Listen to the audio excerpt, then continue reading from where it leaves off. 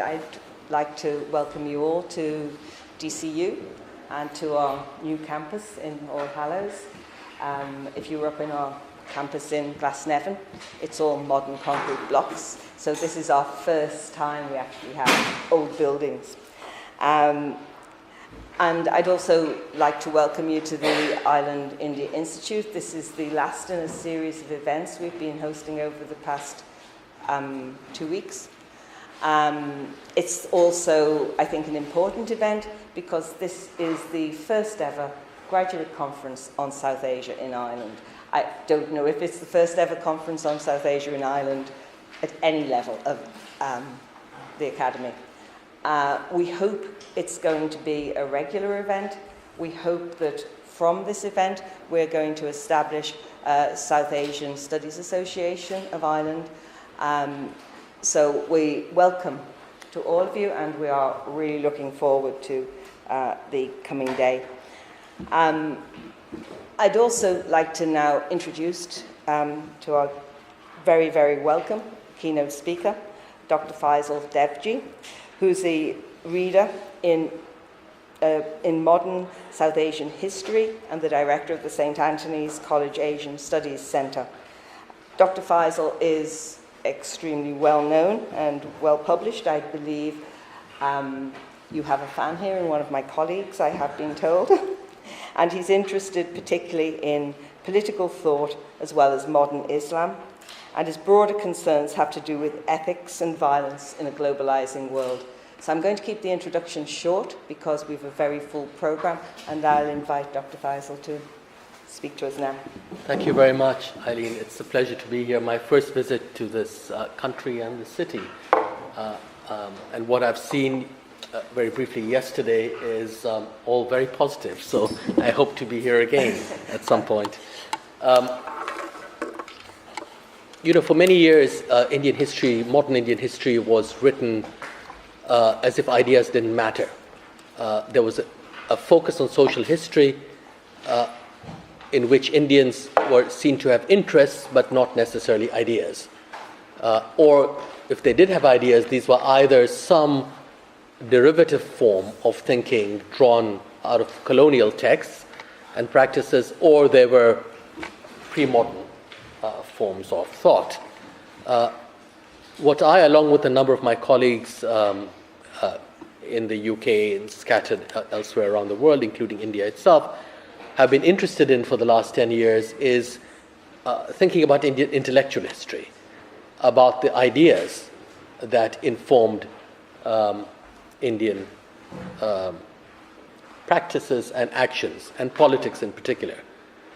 So this talk I'm going to give today is about one way in which what I want to call Indian political thought is produced in modern times, which is neither simply a kind of derivation from some European original, nor as it were a kind of a part of some continuous tradition that goes back hundreds, if not thousands of years. There's something modern and Indian about it.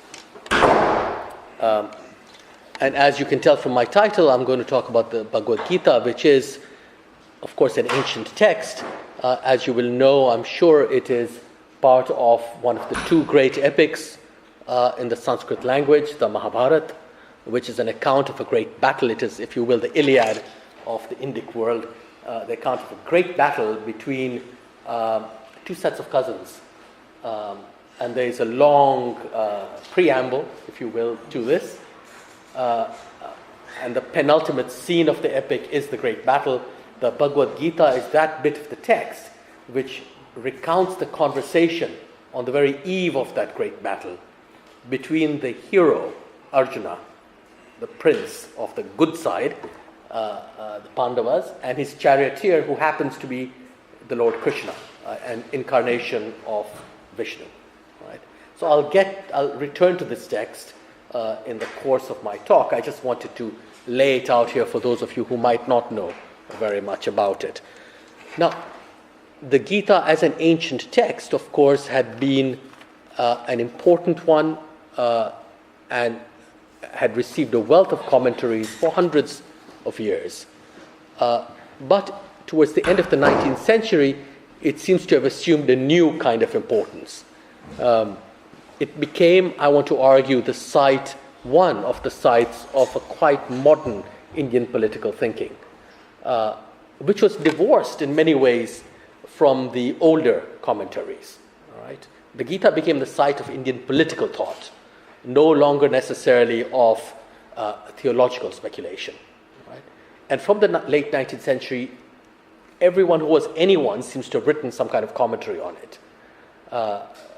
Tilak, Ranade, Gokhale, Ambedkar, Gandhi, about whom I'll be speaking, Aurobindo, Vivekanand. Then this is kind of the stellar names of modern India. All right? And it's an interesting text of which to make the site of modern Indian political thought. Not least because Indian politics in this period, and indeed what became the Indian national movement, was explicitly nonviolent, and there never was any great, if you will, military movement since the mutiny of 1857 to achieve India's independence by force of arms. So you might wonder why a text on battle should become the important text, or one of the important texts for Indian political thought. So I'd like to address that question by saying something about how Gandhi approached it. And as I suggested earlier, he was by no means the only one, not the first, not the last. That text continues to be invoked over and over again. And it's, again, interesting to note why it's the Gita and not some other kind of text. There are many contenders. For instance, during the 1920s, perhaps the most famous ancient text that is explicitly on politics, Kautilya's Arthashastra, was rediscovered.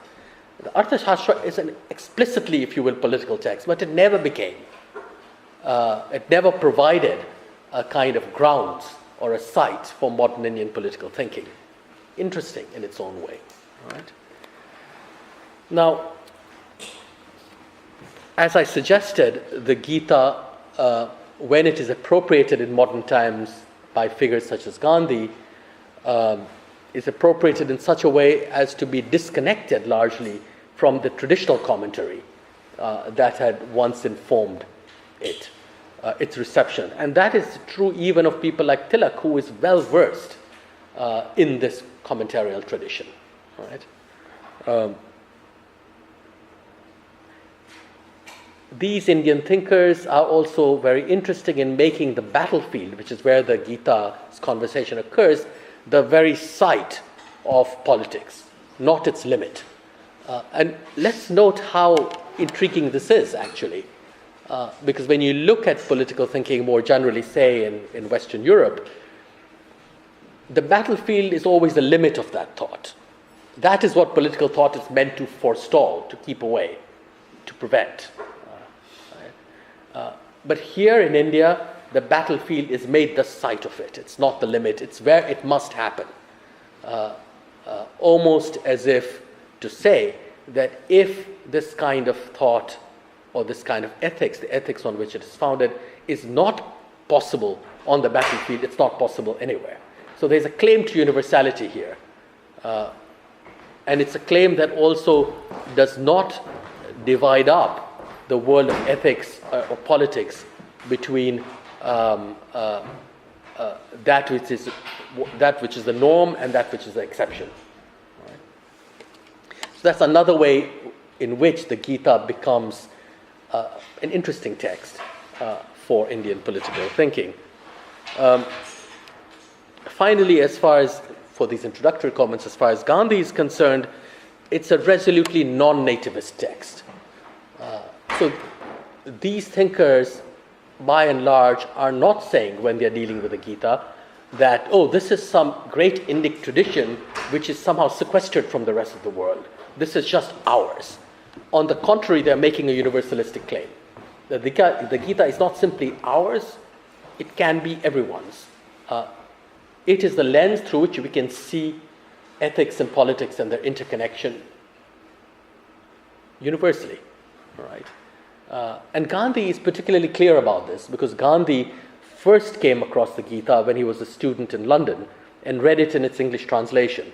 And he's never ashamed of saying this over and over again. Oh, I first read the Gita in English. My Sanskrit is not very good. Even when I do read it in Sanskrit, I still really enjoy the English translation.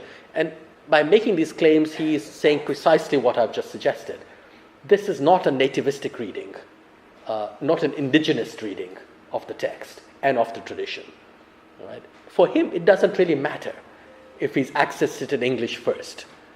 He's not interested in the Orientalist enterprise of going deeper and deeper and deeper into the ancient texture of the Gita, even though that's obviously not something that is uninteresting either, but saying that this text can be accessed by everyone, anywhere, and is meant for everyone. So it is a claim to universality. It is not what we tend to think of when we think about nationalism often as a claim to particularity. Right? It is what India, in a way, offers to the world. So, now, the context in which Gandhi turns to the Gita is, of course, a colonial context. And it is one in which history is all important. Right? So, to caricature it somewhat, one might say that one of the primary justifications or legitimizations of colonial rule is based on history. Right? The British never really said clearly that Indians are unfit for self-governance due to racial reasons. But they did advance historical reasons. You're not yet ready. There needs to be some time, some training. The British are here to somehow foster that. So colonialism is often seen as a kind of pedagogical enterprise, as you know, and Professor Dipesh Chakrabarty at Chicago has written a great deal about this in his book, Provincializing Europe, about the waiting room of history. So Indians are meant to be kept in that waiting room, until they are ready, and the task of British rule is to by careful pedagogy render them able to govern themselves. Gandhi, of course, was deeply suspicious of this historical language. And when he turns to a text like the Gita, he's deliberately rejecting it as well. He says many harsh things about history to begin with. For instance, that history is always only a history of violence. Non-violence does not have a history. It cannot have a history. It's not simply that historians of the everyday or whatever are going to go around and actually figure out what the history of non-violence is. He says, look, non-violence as a category is itself a negative category, non-violence, whether in English or in Sanskrit, ahimsa, right? It's violence that's the positive category. What we need to attend to is the negative, the thing that seems to have no existence. And if it has no existence in this positive way, it has no history either. Its work is almost secret because it is so everyday. It is so quotidian. It cannot deserve the name of history. So for him, the language of history upon which colonial forms of legitimization are based are themselves violent. They're tied intrinsically and inherently to violence. But also, he thinks that history tends to be productive of violence because it tends to anchor identities historically. Right? The thing about, suppose you're looking at the Mahabharata and the Gita, and you're looking at the world around you through its terms. This is an epic story, as I said, of the rivalry and the battle within a single family. Right? So it's a story in which the self and the other are not, they're intimate to each other. They're not. This is not a story of what is familiar versus what is foreign. The whole thing about the Gita is that it's a fraternal or fratricidal fight, right? So it's about intimacy. Secondly, of course, when you see modern politics or ethics through that kind of lens, apart from getting rid of the idea of the foreign enemy, because the enemy is never foreign, the enemy is always intimate to yourself, what you also end up doing is not identifying in any strong sense with any of these characters. And that is what, if you will, myth or epic does. What the mythological as opposed to the historical does. And Gandhi was deeply suspicious of the way in which the language of history was coming in his day to actually define identities in India, as it did elsewhere, existentially, in such a way as to produce or reproduce violence. Because you suddenly identify with historical narratives, historical deeds, and you feel either overly proud of the deeds of your ancestors to which you had no, of course, for which you yourself are not responsible, or deeply anguished about their defeats at some remote period. So for Gandhi, approaching the Mahabharata and the Gita in this way does these two things that evade the logic of colonial historicity. Right? On the one hand, they refuse to take the enemy as being someone absolutely foreign and unfamiliar, and on the other hand, they refuse the identification with the past. So the Gita, curiously, being a text of, if you will, an epic text or a mythological, in quotes, text, actually allows Indian thinkers to think philosophically. And that philosophical thinking is often made impossible in texts of history. You can't actually use historical materials often to do that. So that's one way in which, in my view, Gandhi makes productive use of precisely the non-historical nature of, indeed the anti-historical nature of this kind of textual commentary. All right. Now, you know that, and I've said that the Gita opens with this great moral and political dilemma, Arjuna's dilemma. Right? So what he does is the armies have been drawn up on the battlefield. And Arjuna, the great hero of the Pandavas, tells his charioteer, Krishna, to drive his chariot to that no man's land between the two opposing armies. And there he stops and he lays down his great bow and says, "How can I fight those people? They are my friends, my relatives, my preceptors." So immediately on the eve of battle, there's an acknowledgement of the enemy as one's own. Right? And Krishna's task is then to advise him to fight. Right? And one of the ways he does so in Gandhi's telling is to say, look, you think you have a choice, but you have no choice.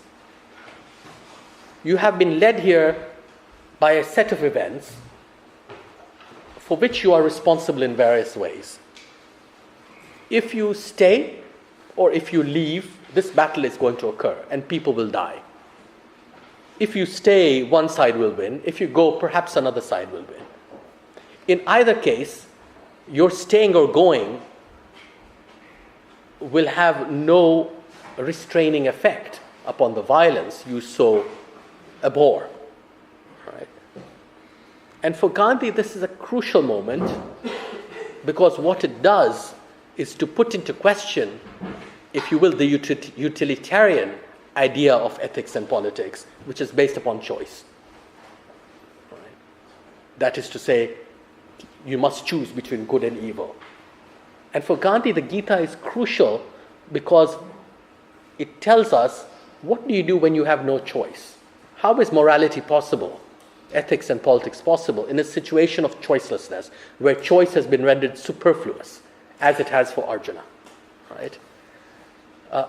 And Gandhi sort of dilates upon this precisely because he realizes that what he's doing is launching a critique of this, if you will, colonial form or utilitarian form of thinking about ethics and politics. And the rest of his commentary, I'm relying mostly on Gandhi's 1926 commentary on the Bhagavad-Gita. The rest of his commentary is about unpacking this situation of choicelessness or of the superfluity of choice. After all, Gandhi points out, it's easy to talk about choice, yet what does it in fact mean? So quite apart from Arjuna's dilemma, choice, of course, is based on knowledge. Right? You can make a correct choice and a wrong choice. Knowledge itself is not universal. So, for instance, if you're an elite educated male, you might have a better choice than if you're an illiterate, poor female. And that for Gandhi was unacceptable, because that meant that you hierarchized ethics and morality. Right? So choice is not universal.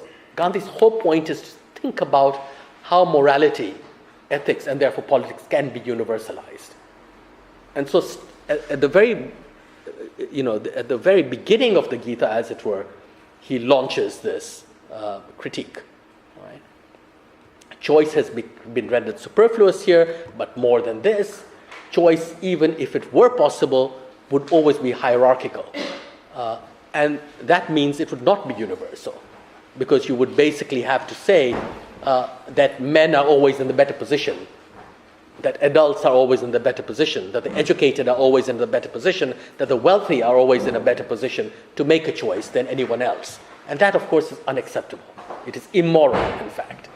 So these are some of the ways in which he excludes this very familiar utilitarian form of thinking about ethics. Instead of choice based on knowledge, then, what he recommends in line with the Gita is duty. Dharma, swadharma, your own duty, which is not generic. So again, in colonial style, indeed I would say European forms of moral thought, you tend to have its universality expressed through the idea of a generic subject, right? That there is one generic subject. And Gandhi has already broken that down when criticizing choice by saying, well, hang on, who is capable of making a choice? There is no generic subject. Right? So with Swadharma, he continues this critique by saying, look, there is no generic subject. Everyone has their own duty, which they need to find out. And that finding out does not depend upon any prior education or knowledge. Precisely because it is yours, you know it already. You must know it already. You're not thinking on behalf of anyone else. You're thinking only on behalf of yourself. Everyone has their own duty. So it's a radically pluralistic vision, and yet universal at the same time. Right? So for him, universality does not mean homogeneity, that everything is all packed together to become generic. And there are many ways in which Gandhi describes this. For instance, he will say that the ethical relationship, and indeed perhaps the political one, between upper castes and lower castes is that of seva, of service. That is to say, the upper castes who have been in a traditional privileged position owe service, seva, to those whom they have oppressed. It's not a convertible relationship. The lower castes, all in quotes of course, do not owe seva in that sense. Right? Similarly, the relationship between Hindus and Muslims, which he takes as being a relationship of equals, is defined by mitrata, friendship, precisely because they are seen as being equals. Now, one can quarrel with his, as it were, sociology, but what I'm pointing to here is how swadharma, it of course can be individual, but it can also be collective in this kind of sense, right? And immediately comprehensible. It's not something that requires a lengthy education to become manifest.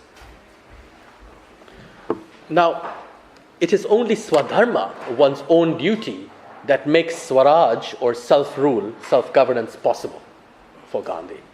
Right?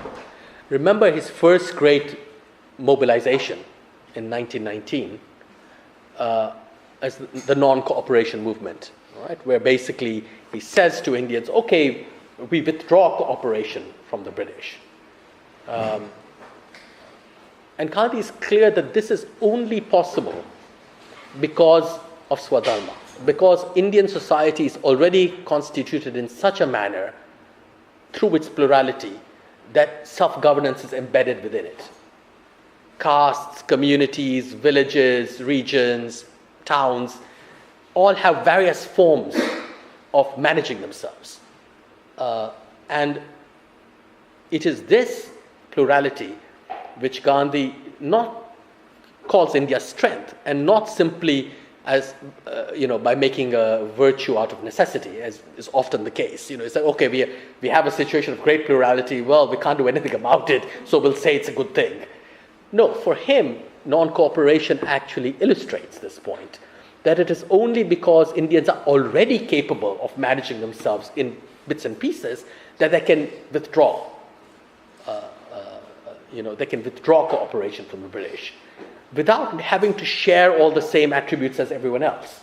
All right?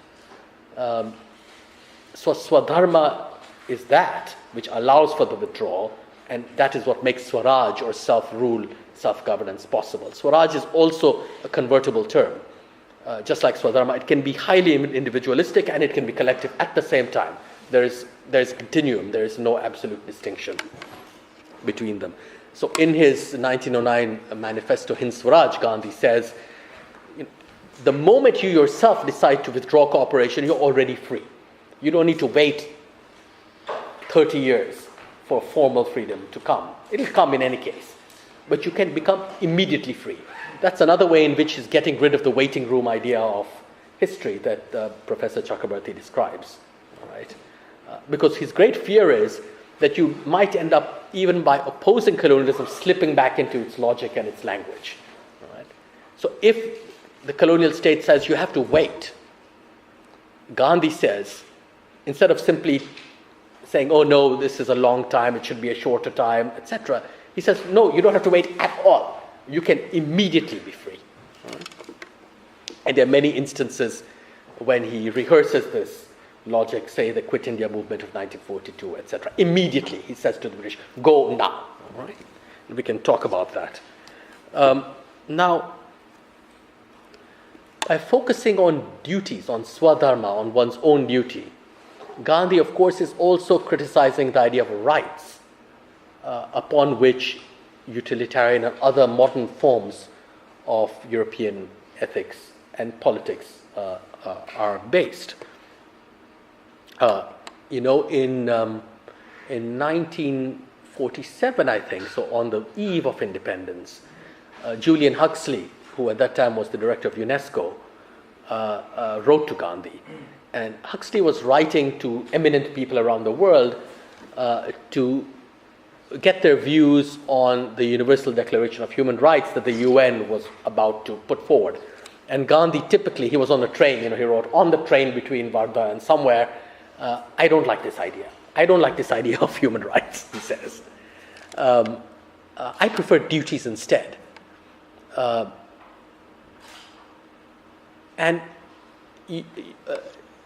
think about this rejection of rights a bit, given what I've said about Gandhi so far. For Gandhi, rights are not, in fact, inalienable because they are given by the state and can be taken away by it. So what's the point of talking about human rights being inalienable? To talk about human rights is to presume the sovereignty of a state or a group of states or the UN or something. And Gandhi is, if you will, anarchistic enough to insist on the supremacy and the sovereignty of the individual. Rights can be taken away from you. What can't be taken away from you is your own duty. No one can take your duty away from you. So duties are in fact inalienable, not rights. Rights, of course, are based, the supreme right is the right of life, right to life. It's very curious. Life is on both, it bookends all other rights. Right?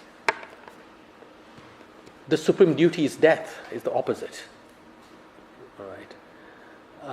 And for Gandhi, death and duty are more important than rights and life, for several reasons. One is that for him it is not life that is the ultimate principle, but truth, satya, as in terms like satyagraha, etc., right? Truth force or soul force.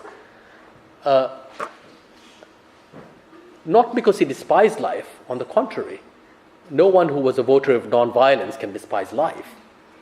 But he actually thought that by focusing so ferociously on life and on rights, the chief one of which is always the right to life, you were actually impairing life.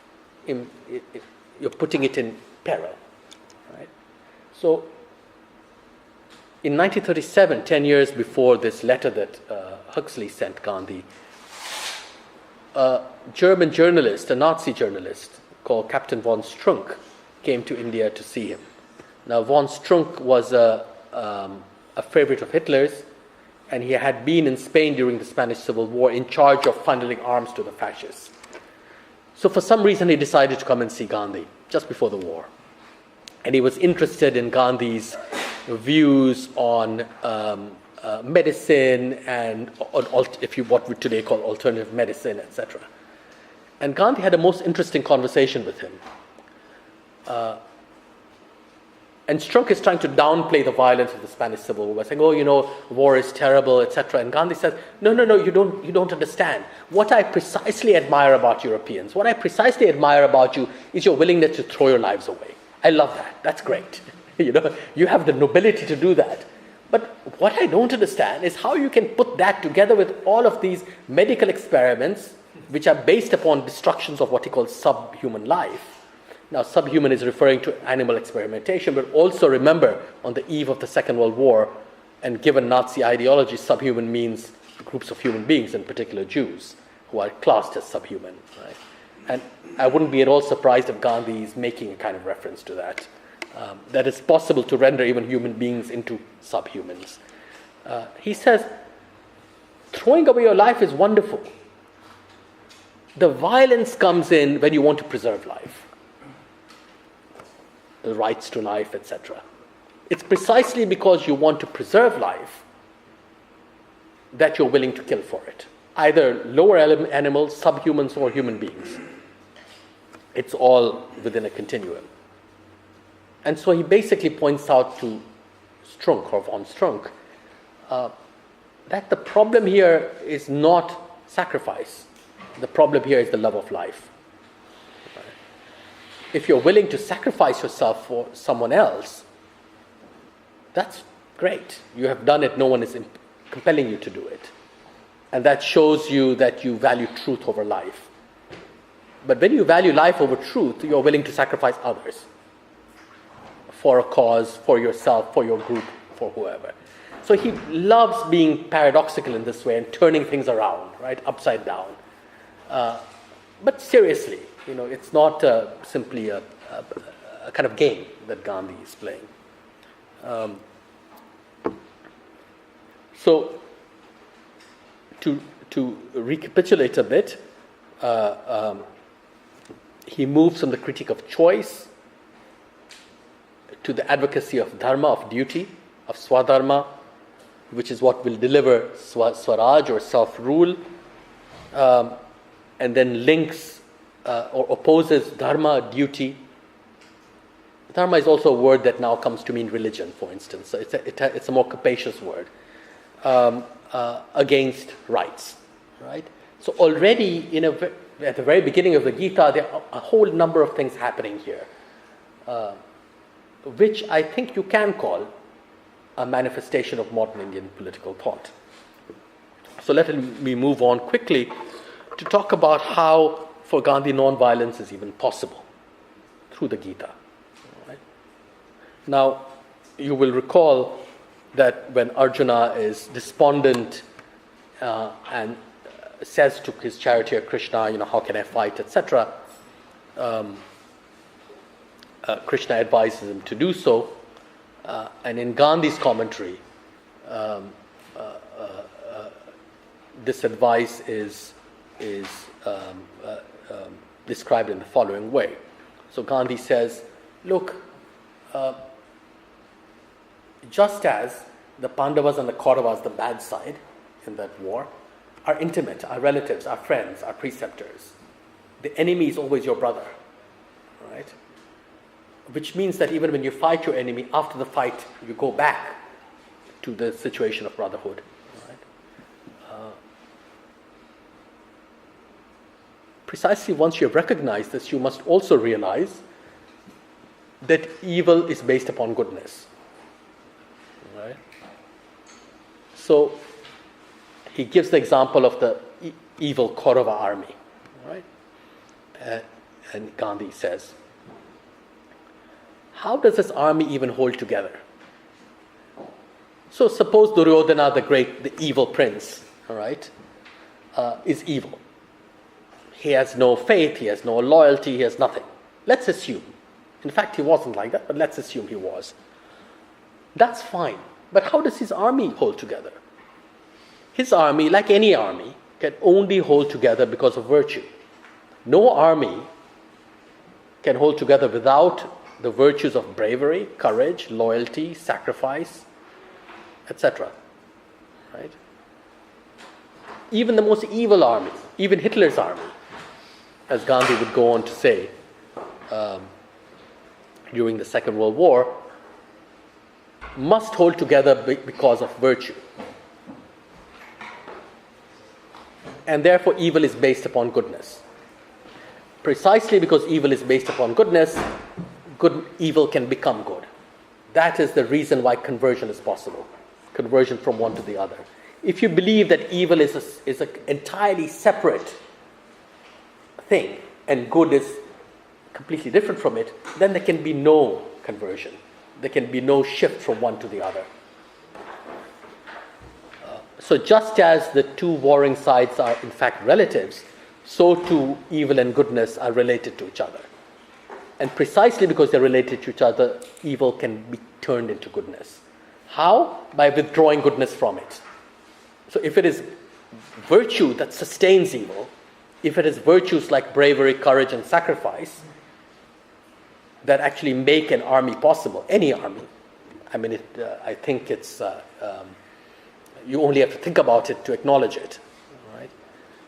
Then by withdrawing those things from it, evil will collapse of its own accord. Right? How do you withdraw? You demonstrate in your own person, on your own side, that you actually are capable of manifesting these virtues more effectively than your rivals.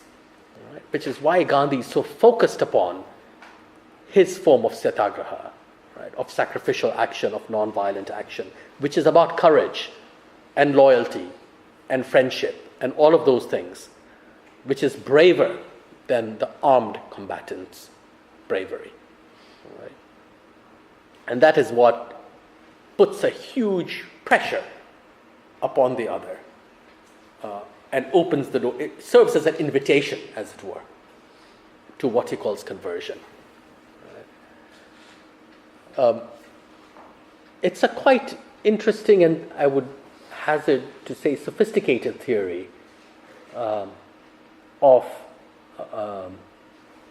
the shift between good and evil, based on the relationship between good and evil. Just as violence and non-violence are also related one to the other, which is why non-violence is a negative form that has violence in it, right? You don't have another word separate that has nothing to do with violence. It's non-violence, ahimsa. So the way in which he thinks about relationships, intimacies, friendships, and how these they're highly ambiguous, of course, and how these make possible the conversion or the shift from one to the other. And that, in a way, provides the context for Gandhian thinking, right, and practice. And there are many times in his career that Gandhi instantiates these ways of thinking and doing. It's not just in a commentary on the Gita. All right. For instance, in 1946-47, when riots are breaking out in parts of India over partition, just on the run-up to partition and certainly during it, Gandhi is touring different parts of the country, Noakhali, Calcutta, Delhi later, to try to still this violence. And there are very many interesting examples of how he puts his words into practice. For instance, in Calcutta, there have been the great Calcutta killings. And in the latter bit of those killings, the riots go in one direction and then they go in another. Gandhi has been trying to get Hindus and Muslims to return to these mixed neighborhoods in which they used to live. And at one point, some Hindus from a neighborhood which had been cleansed come to Gandhi and say, we have agreed with you, but we cannot guarantee the safety of these Muslims who have returned. And so we, in fact, would like arms in order to deal with those of our own community who might come to attack them. Now, you might think that Gandhi, the apostle of nonviolence, would be completely against this, but he's delighted. He says, yes, by all means. In a way, it's an instantiation of the Gita, right, which is also about the use of arms. So remember what I was saying about Gandhi. He was the apostle of nonviolence, but precisely because for him life was not the primary principle or virtue, and I've said why that was not the case, he was not a pacifist. All right. So nonviolence is not the same thing as pacifism. And Gandhi, on more than one occasion, supported wars. All right. And that goes back to the very first thing I said, why the Bhagavad-Gita takes the battlefield as its site. Because non-violence can be possible even in the middle of a war, even on the battlefield. Or it is nothing, or it has no universality. So on certain occasions, Gandhi thought, where like Arjuna, you had no choice, you had to fight. Nevertheless, that site, that way, that battlefield, that way in which you represented a way in which you could also practice non-violence. And the example I want to prefer next of this Gita-like practice involves precisely this. So in the war in Kashmir in 1948, as you know, immediately after independence, there was a war between India and Pakistan over the princely state of Kashmir. Gandhi was all in favor. All right. I'll say something more about why he was in favor of the war on Pakistan, but first, what he was in favor of in the war in Kashmir, the war between, as it were, Kashmir. He thought that the wonderful thing that was happening in Kashmir was that Muslims united with Sikhs and Hindus in Kashmir to repel those who had come from Pakistan, the tribal invaders from Pakistan. And for him, just as in Calcutta, he saw, as it were, Hindus killing Hindus as being a good thing. So in Kashmir, he saw Muslims killing Muslims as a good thing. Now, this sounds terribly paradoxical, doesn't it? But if you put it in the context of what I've been saying about the Gita, in that immensely fraught situation, you might be able to understand how even in the midst of battle, Gandhi saw an opportunity for non-violence when there was no other choice available. Right? When the war had already begun or was about to begin. How do you make even the war a site for non-violence? He says this also, to the victims of the Second World War. Very difficult thing to say. So just in the run-up to the Second World War, and I already described Gandhi's conversation with von Strunk, a number of German Jewish figures write to Gandhi. Judah Magnus is one of them, and ask him what the Jews in Germany are to do. He had already become a figure of great global moral stature at the time. And Gandhi, interestingly, says, look, if you can't fight and you can't flee, then there is only one thing for you to do. You have to die, but you have to die in your own manner. Do not allow the Germans to take you away in the middle of the night to kill you. You must non-violently protest in public so that no one in future will be able to say they didn't know this happened. And also, so that both your descendants will feel proud of you, will not feel stricken with shame and guilt. in the future, but the German people too in the future will be able to claim you as the truest of Germans. So just as the task of nonviolence is to claim the virtue that inform the enemy as well, he says to the Jews, as he says to everyone, right? What you must do is demonstrate by your acts that you are the truest of Germans. Right? In future, you might die. If you can fight, fight. If you can flee, flee. But if you can't do either and you have to die, then you die by your own choice, in your own manner. And you die by laying claim to those very virtues that your enemies claim. In doing so, you will shake them, and you might convert some of them, the German public, and indeed the army. But even if you don't, the future will allow you to be claimed by both your own descendants, Jewish descendants, and the descendants of the Nazis. You will have been the truest of Germans and the truest of Jews. And one would like to think that something like the Warsaw Ghetto Uprising provided the very instantiation of what Gandhi was saying here, right? Where you actually do have the sacrificial resistance. So, proceeding quickly along here, I want to say something about, we can come back in the discussion to ideas of duty, on breaking the chain of karma. Right? So, as you know, karma, which means action, actions produce consequences that produce other actions in a kind of chain. And in Hindu philosophy, if I can describe it for a moment as a single thing, it isn't. The way to salvation is to break this cycle of causality, right? Which is often described as a cycle of birth and rebirth, right? Because that is also a way of thinking about causality that goes well beyond one's own lifetime. After all, causes do outlast us, right? We are part of a chain of cause and effect that outlasts us. And thinking about rebirth is a way of philosophically thinking about this as well. So salvation means somehow breaking that chain and being liberated from it.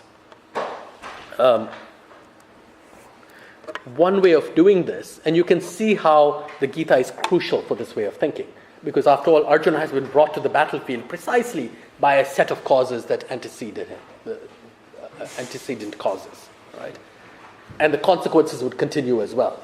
The Mahabharata does not end happily, even though the good side wins, right? It ends on a rather depressing note, because everything has been destroyed, and the Pandavas are left bereft, and the entire Eon, the Yuga, ends, right? So this is not a story of the good does win, but it's a tragic victory, or a Pyrrhic victory, to use the kind of Greek epic terms, which only goes to show you the cruelty of battle. All right. So the Gita, of course, recommends something called nishkam karma, desireless action, as a way of breaking the chain of causality. And what that means is, if you act out of dharma, out of duty alone, without regard to the result, without regard to the fruit of your action, then you're actually capable of breaking that chain. Precisely because you're not really concerned with effects. You're not concerned with consequences. You're concerned only with duty, your duty. So you literally break out of it. And Gandhi spends a great deal of his time commenting on this. For him, this is crucial as it is for the Gita. And the way he makes this moral conception into a political one is fascinating. Right? So he always says, look, you must do your duty once you have determined it, and we know that swadharma can be highly individual, it can be collective in various ways, there is no generic subject. And do not really consider its consequences or their consequences. And you might ask yourself, how on earth is this possible? This is another direct frontal attack on utilitarian and sort of modern European ideas of ethics and politics, right?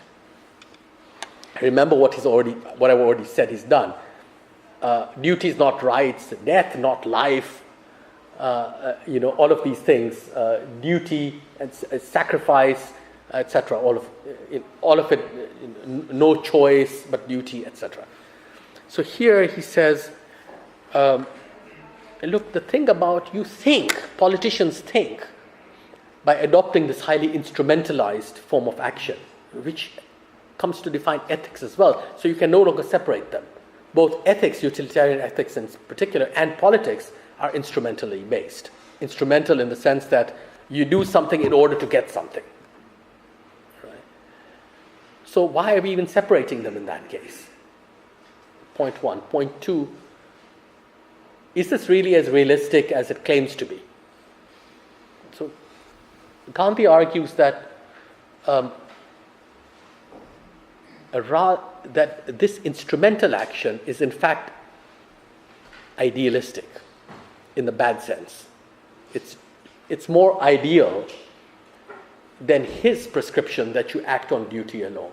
Why is it more ideal? Because it places too much faith in the future, which it cannot in fact control. So that we all know that our actions have unintended consequences. Just like in the Gita, the Pandavas might win that war, but in fact they've destroyed the whole age. That war has destroyed everything.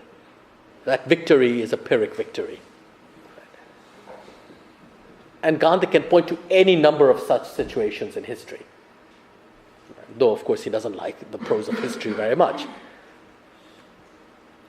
You cannot really control the future. To believe that you do is somehow, it's really weird. You think you're accusing other people of being slightly wacky and religious in some kind of critical way, but in fact, you are the ones who are truly obsessed by divinizing the future, as it were, by predicting the future, right? Which is what instrumentality is based upon. That really is what is ideal. You cannot really control the future, and what in fact you end up doing is neglecting the present as the site, as the only true site of morality. And so for Gandhi, modern civilization, what he calls modern civilization or modern industrial civilization, is peculiarly harmful, not least because it allows us in its haste, in the focus and obsession with speed and with what is to come, with creating the future, it really gets rid of the present. We no longer live in the present. We only live prospectively in the future. And that, he thinks, is severely harmful. We must learn how to inhabit the present again, how to live in the present. And to do so, he points to, it's very interesting, he points to figures like the child. So now think about moral philosophy in general. Right? Normally, as I said, it's always adult males, educated people who are the exemplars. Right? When you think about who the great moral exemplar is, who is the sort of figure of virtue, it's generally such a person. And what is unwritten is that they have to be educated, they have to be wealthy, they have to be, all of that is already in there. Right? Gandhi deliberately chooses a child, helpless, dependent, etc. Why? Because the child is the only person who truly lives in the present. Precisely because the child, like the slave, is dependent on his or her parents, guardians, teachers, etc., he or she doesn't have to give a thought to the future. Or the future for the child is a very limited future. It's not being planned out in great detail, instrumentally. Right? So the child literally lives in the present, and therefore can enjoy the present, can inhabit it properly. And it's in the present that ethics has meaning. It's in the present that you can decide upon your duty. And so he again does this nice turn, turns things on their heads by replacing the adult with the child. And there are many instances, say in Hind Swaraj, where he brings up this metaphor, the analogy of the child. And we can talk about that if you like. By focusing on the present in this manner, you are in fact able to open up the future, in his view. Because if you try to determine the future too obsessively, not only does it blow up in your face because of unintended consequences, but you might actually end up making possible the very thing you fear most. Right? I'll end in a minute. Whereas if you leave the future open, it remains open. And he describes this openness as the coming of as avataran, or the avatar, right? The incarnation of God, generally of Vishnu, on earth. So this is the true miracle, by literally attending upon the future, where you, by focusing on the present and on your practice and life in the present, you make possible a different kind of future. Right? There are many more possibilities built into that way of being than they are in this instrumentalized way of we need to figure out what to do and how to do it. Right? It's a paradoxical and difficult way of thinking, in a way, I admit it, but I think it's intellectually very, very interesting. And the way in which he describes the miracle is simultaneously religious, it's based on faith, and yet it is utterly philosophical at the same time. You don't need to have any faith to understand it.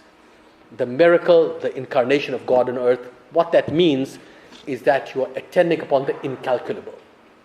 If utilitarian ethics is all about the calculus, about calculability, about figuring out what's going to happen, it never works. Because if it were to ever work, you would never have history. It would just stop. We would be in perfection. All right. So instrumentality in there is always a failure. To attend upon the future is to expect the incalculable, is to attend upon and to invite what is incalculable, and that for Gandhi is God.